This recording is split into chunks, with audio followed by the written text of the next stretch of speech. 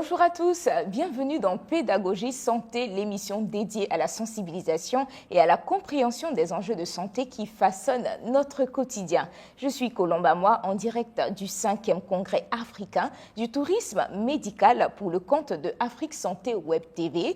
Installez-vous confortablement parce que dans un instant, nous allons certainement parler d'un sujet que vous allez beaucoup apprécier.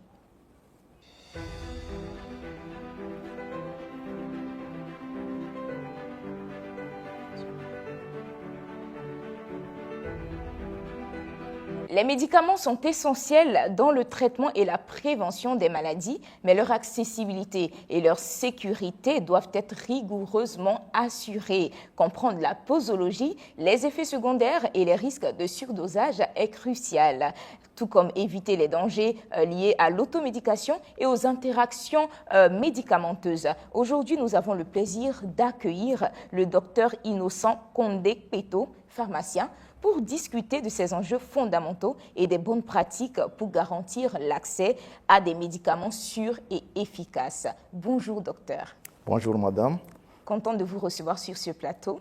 C'est moi, heureux encore d'être sur le plateau de Afrique Santé. Effectivement, et je sais que je ne suis pas seule à être contente parce que toute la population a certainement beaucoup de choses à savoir sur la santé. Mais la première question déjà qui nous vient à l'esprit lorsqu'on entend accessibilité et sécurité liées aux médicaments, on se demande déjà, quand on parle de sécurité liée aux médicaments et accessibilité, qu'est-ce qu'on veut vraiment dire? Alors, c'est des notions assez importantes quand on parle, on parle de médicaments, mais j'allais dire plutôt de produits de santé en général, parce que ça va au-delà même des médicaments. Vous savez que c'est des produits très particuliers qui agissent sur notre santé et leur action sur notre organisme doit produire des effets positifs sur cette santé sans créer des effets inattendus trop exagérés. Et en fait, il faut éviter qu'il y ait des effets qui soient exagérés, qui n'aient pas été recherchés. Donc, alors, dans ce sens, d'abord l'accessibilité. L'accessibilité, c'est déjà assurer la disponibilité de ces médicaments. Vous allez voir que dans nos pays, ce n'est pas chose aisée, ce n'est pas chose évidente. Et il faut assurer cette disponibilité de façon géographique. Il faut faire en sorte que les médicaments soient non seulement disponibles au niveau du pays en général, mais aussi atteignent toute la population où qu'elle soit.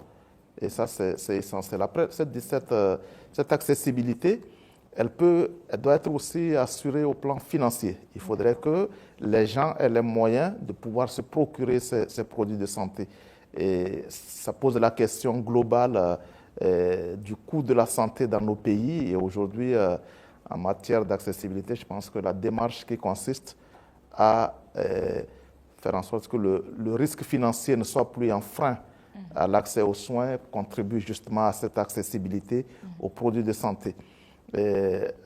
Après, alors quand nous parlons de sécurité, je l'ai dit, les médicaments, et l'ensemble des produits de santé sont des produits qui agissent sur la santé humaine, soit pour soigner ou prévenir ou corriger certaines fonctions.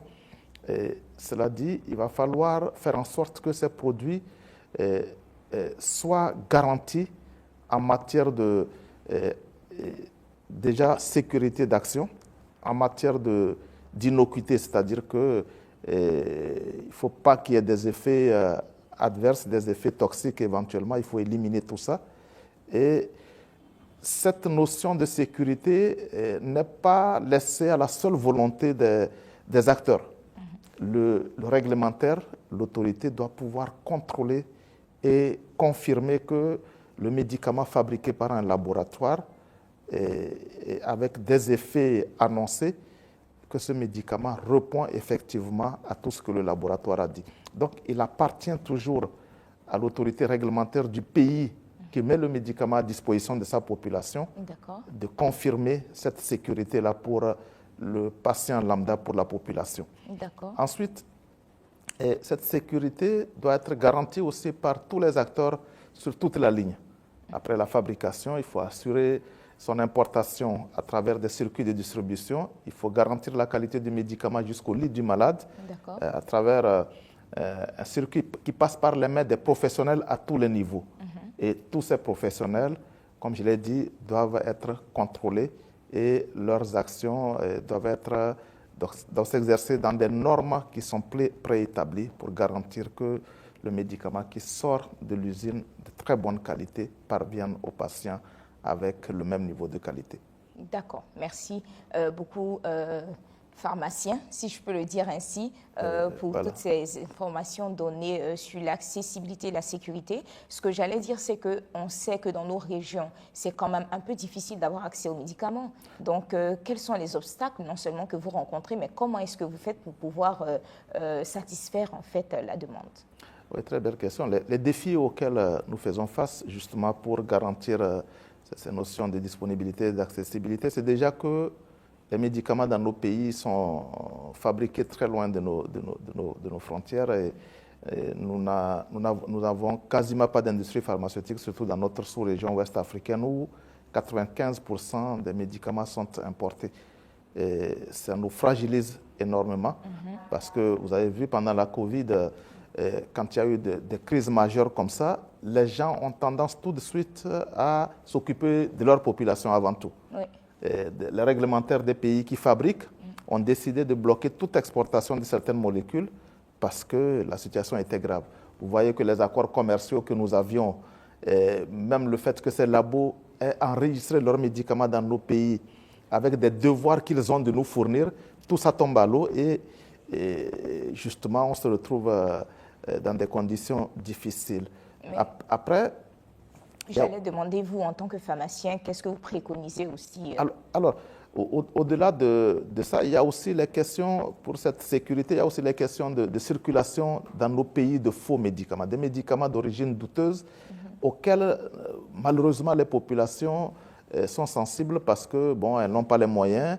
Et sans cette sensibilisation, ce travail que nous faisons là aujourd'hui, les gens se disent, bon, c'est des médicaments comme tout autre, alors qu'un médicament, comme je vous l'ai dit, doit rester dans un circuit contrôlé jusqu'au patient. C'est ce qui garantira que ça va le soigner. Donc, il y a ce défi-là qui reste important. Alors, nous, professionnels, qu'est-ce que nous faisons? C'est vrai que, je l'ai dit, notre modèle actuel mérite d'être revisité. Et faire en sorte que de plus en plus nous puissions produire dans nos pays les médicaments basiques pour les pathologies les plus courantes ici chez nous. Et ça, c'est vraiment important. Cela se fera certes par les professionnels que nous sommes, mais aussi dans une stratégie, dans une politique développée au niveau national, au niveau régional, pour promouvoir l'industrie pharmaceutique. En parlant de politique et de stratégie, j'allais demander si justement les technologies ne sont-elles pas de très bons moyens aussi pour améliorer l'efficacité, l'accessibilité, même j'allais dire aussi aux médicaments. Oui, bon, mais dans tous les cas aujourd'hui, les nouvelles technologies sont des leviers pour pouvoir, je dirais, avancer sur certains freins liés à l'accessibilité. Mais dans ce domaine, il faut aussi faire attention, il faut faire en sorte aussi que l'introduction de ces nouvelles technologies se fasse dans un cadre réglementaire bien élaboré. C'est important parce que nous, aujourd'hui, ce qu'on voit, les gens, justement, à cause de ces problèmes d'accessibilité, prennent des raccourcis pour dire « Ah non, mais on va faire les médicaments sur Internet parce que si ça se fait ça… » Attention, oui. Il faut faire en sorte que le patient reste toujours en contact avec son prestataire, son professionnel, parce que derrière le médicament, il y a toujours une information essentielle qui doit permettre au patient de mieux utiliser son médicament. J'allais justement parler de la confusion qu'il y a parmi la population concernant la prescription et l'automédication. Donc, si vous pouvez plus nous en dire dessus. Alors, vous savez, originellement, le médicament doit être ordonné par un praticien qui voit son patient, qui l'examine et qui décide de ce qu'il faut pour soigner son patient. On parle d'ordonnance médicale. En fait, le médecin devrait dire, pour mon patient que j'ai vu dans tel profil pathologique, voilà ce que je veux qu'on lui donne. Et il le prescrit avec non seulement les molécules, la façon dont il faut les prendre, pendant combien de temps, et ça doit être respecté. Et quelqu'un qui montre à chaque fois les mêmes symptômes doit à chaque fois retourner voir un médecin, c'est ça? Alors, en faisant attention aux symptômes, parce que ce que souvent le commun du mortel croit comprendre de son état n'est pas des fois la réalité.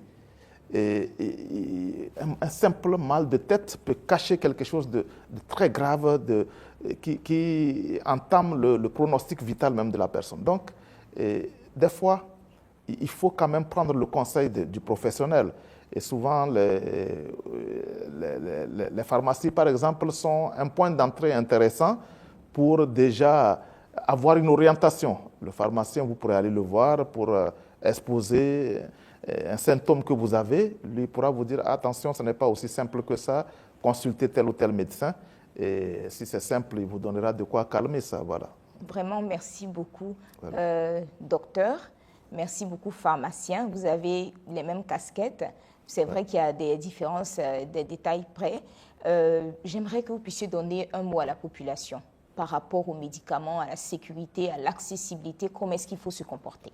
Alors, non, mais s'il faut dire quelque chose que nous voyons, c'est que... Vous pouvez faire face caméra. Alors, la population doit comprendre que les médicaments sont là pour les soigner et que leur prise doit faire l'objet d'un conseil médical, d'une ordonnance qui permet justement de garantir que cette prise-là ne leur causera pas de problème. Aujourd'hui, quand on prend par exemple les antibiotiques, nous voyons que des fois, il y a des demandes pressantes de certaines populations qui pensent qu'elles sentent quelque chose qui ressemble soit à quelque chose qu'elles avaient déjà vu ou qui pensent qu'elles ont besoin forcément d'un antibiotique pour guérir. Alors que ce type de médicaments doivent être prescrits, leur posologie doit être respectée, la durée du traitement doit être respectée pour éviter ce qu'on appelle de plus en plus la résistance aux anti-infectieux qui font que des fois, quand on est habitué à prendre certains médicaments, on arrive un matin à ne plus pouvoir se soigner quand on a un vrai problème. Alors, faisons attention, les médicaments, ce ne sont pas des bonbons. Et d'ailleurs, c'est pour ça que c'est les seuls produits de consommation pour lesquels nous ne décidons pas de ce qu'il nous faut. C'est toujours un praticien médical qui vous dit, quand vous voulez acheter votre savon, votre parfum, vous choisissez. Mais quand il s'agit de sa santé, il faut se confier à un professionnel qui vous oriente dans ce qu'il vous faut pour effectivement vous soigner. Et notre pharmacien attitré ici l'a très bien dit, quand il s'agit de notre santé, il faut se confier à un professionnel. Nous vous remercions, docteur Kpeto. Merci pour votre passage, pour ces éclairages que nous avons eus sur l'accessibilité concernant les médicaments.